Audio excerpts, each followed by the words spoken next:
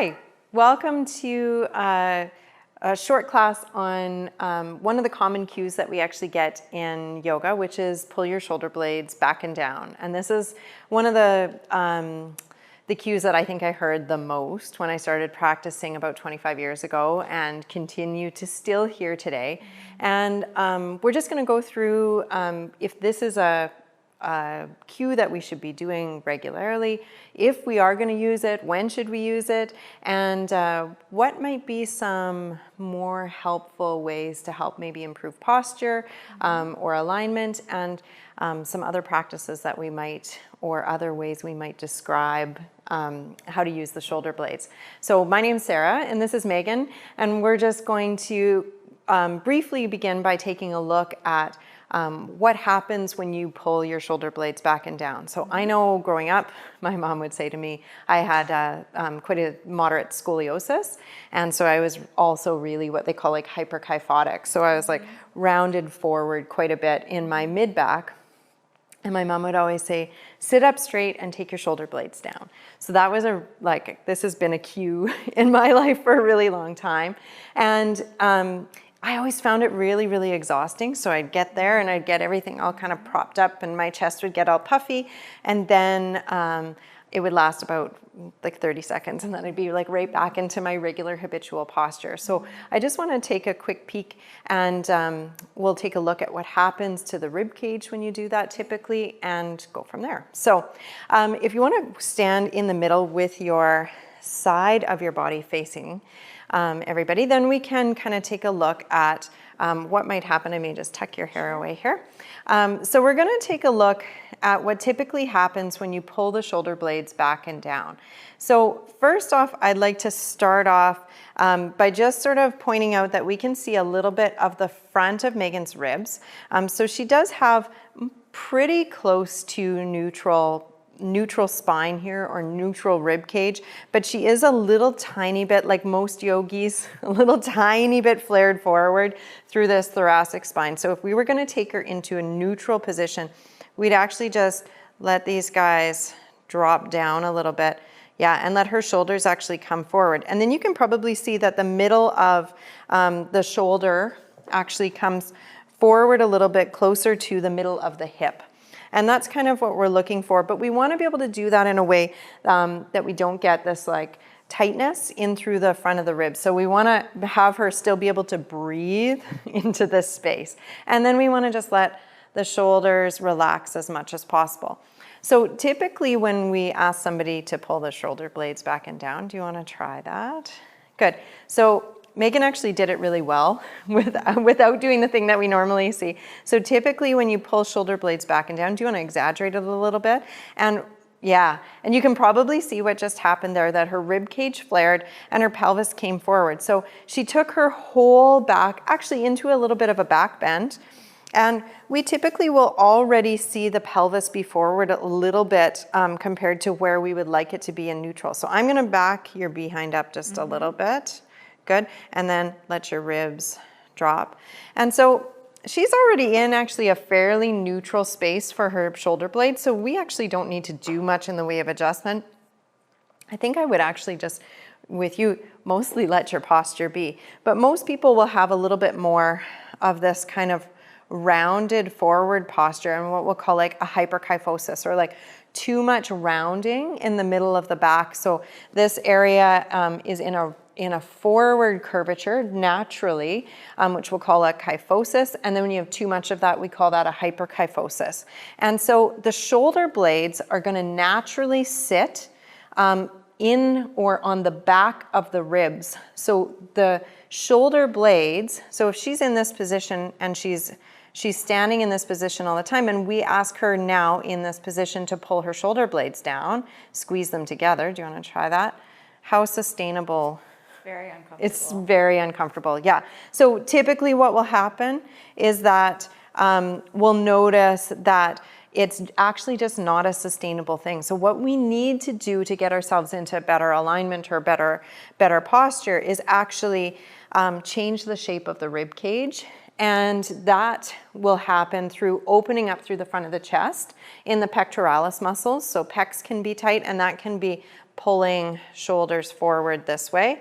And same with the lats, which is a muscle that attaches underneath the arm here and can actually roll the arms forward. So if you look in the mirror and you see like more of the front of the hand than the thumb sort of pointing straight ahead, then your lats are typically a little bit tight. And same with in through the armpit in the serratus as well. And so what we want to do is actually work to open up that whole structure rather than just focusing on the shoulder blades, because the shoulder blades are usually just following the shape of the rib cage. If you want to let that go, it looks really uncomfortable. Yeah. So what we can do is a couple of like quick and easy things, and we can include these in our daily routine.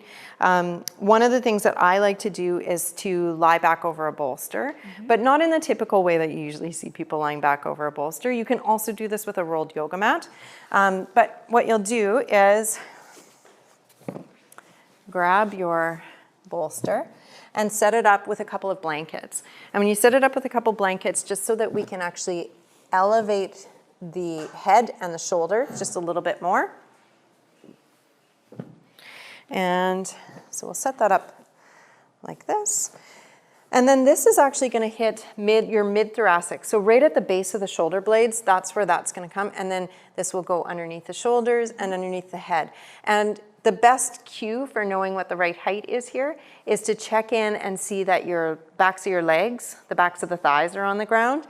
And then to also check in and see if your low ribs can start to drop down towards the floor. And sometimes we need a little bit more and sometimes we need a little bit less.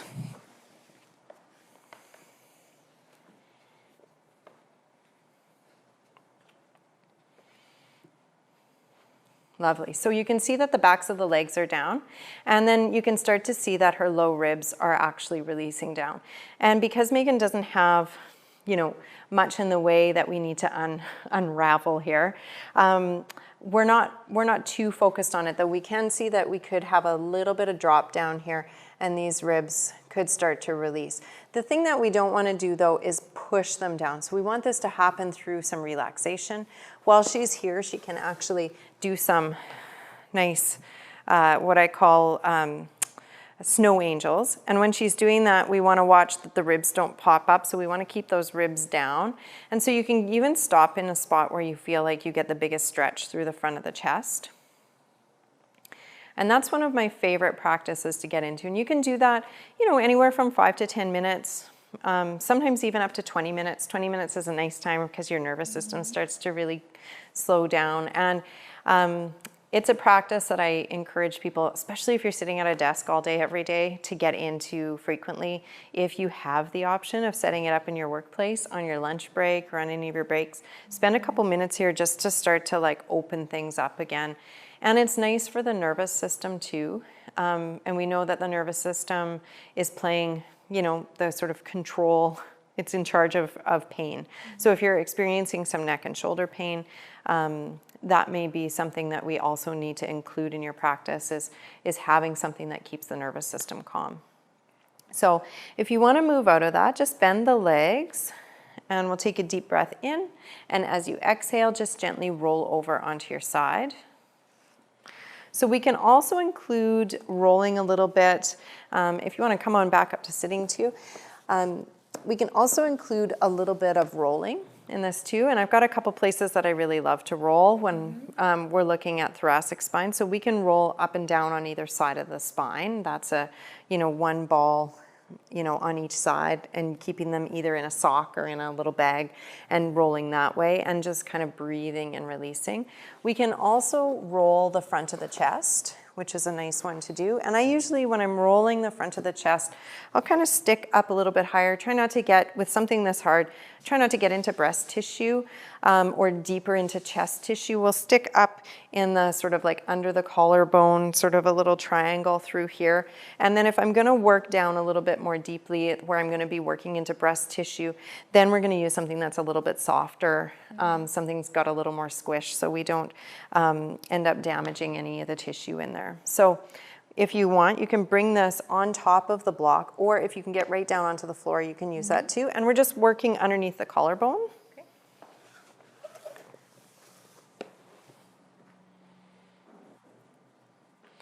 And you can kind of go side to side. The thing that I like with rolling is you can either roll the ball or you can pin the ball down and move the arm. So if you find a good spot, then you can kind of even do some of those snow angel sort of things and finding some of those good spots. And I like to get in just kind of nudging right up against the top of the arm bone too. And then you can even roll over and get into the armpit a little bit from there, into the space. Just what I'll end up doing is kind of rolling onto my side and just in front of the shoulder blade. So we're not getting into, there's, your axillary lymph nodes are actually forward here. So we want to be back a little bit farther and like right, kind of nudged right up against that shoulder blade and kind of like up into the, yeah, there's some good spots in there. Yeah. So getting into those spots as well. And that's a nice way to start to release. And you can even get into like underneath the arm, getting into some of that lat attachment under the arm. But the other thing that I really like to do is to kind of work your way through those spots and spend a little bit more time on them. You know, through the day, you can stop, you can roll either on the floor, or I'll often have people, if it's really, really intense, also working up against a wall if it's just too much for them. So any of those things should start to help. And then we're not cueing shoulder blades back and down, but rather changing the shape of the thoracic spine so that we can support the shoulder blades and have them sit naturally on the rib cage. And then the other thing to consider is that anytime the arms are up overhead, this way, if we're cueing shoulder blades back and down, that doesn't work with the rhythm of how the arm bone actually fits into the socket of that shoulder blade. So we actually want that shoulder blade to come up, to actually slide out and wrap around. So when arms are coming up, if we're cueing people, and you can even feel it as soon as you cue back and down, first off, we get this often, including in my own body as I catch myself. As we cue back and down, you can feel the arm bone can't fit there, you know, up higher because the shoulder blade isn't in the right position to have it fit into. So yeah, so just a couple quick tips on shoulder blades back and down. It doesn't mean that we should never kind of engage in between them or use those muscles. We want those muscles to kind of be engaged and be functional to help with lymph drainage and circulation and even with a bit of strength work. But it shouldn't just be a sort of blanket term that we use or a blanket suggestion for students. So yeah, thanks so much for joining us. Namaste.